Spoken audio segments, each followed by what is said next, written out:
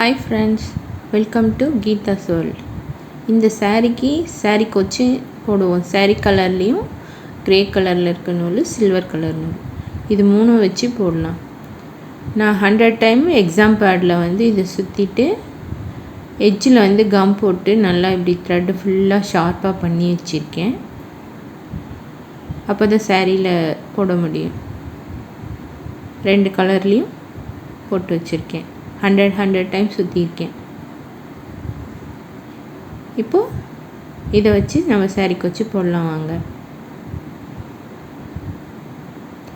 இது crochet number 9. இது ஆரி work நீடிலோட இது கொஞ்சம் திக்காக இருக்கும். இது நல்லா ஒரு 2-3 டைம் உள்ளே இட்டு எடுத்திங்கன்னா ஹோல் கொஞ்சம் பெருசாக வந்துடும்.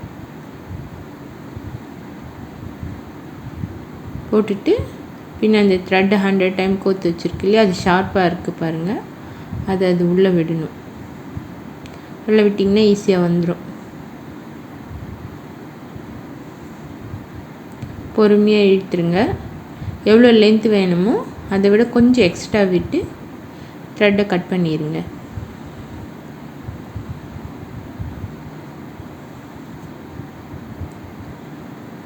பின்ன சில்வர் கலர் நூல் டபுளாக கோத்து வச்சுருக்கேன் ஊசியில்.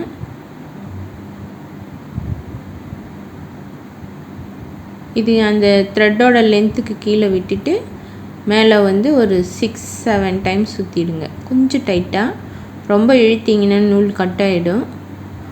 ஓரளவு டைட்டாக இழுத்து சுற்றிடுங்க. ஒரு 6-7 டைம் சுற்றிட்டு நாட் போட்டுடலாம்.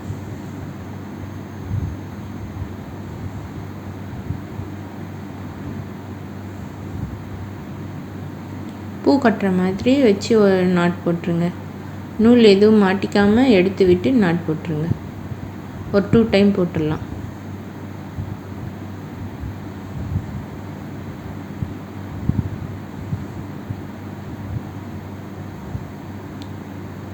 போட்டு கொஞ்சம் ஜஸ்ட் இழுத்துட்டு இப்போ 6-7 டைம் சுற்றணும் இல்லையா சில்க் த்ரெட்டு, ஜரி த்ரெட்டு, அது உள்ளே ஃபுல்லாக விட்டுட்டு ஒரு நாட் போட்டுருங்க.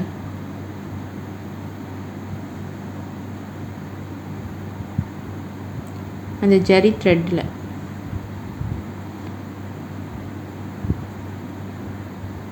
பின்ன ஃபுல்லாக அந்த சில்க் த்ரெட்டுக்குள்ளே விட்டு எடுத்துடலாம்.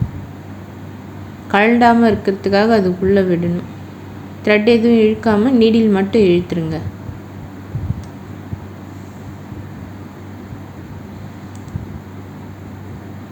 இழுத்துட்டு சைஸ் பண்ணிட்டா அவ்வளோதான், சாரி கொச்சு ரெடி. சிம்பிள் கொச்சுது.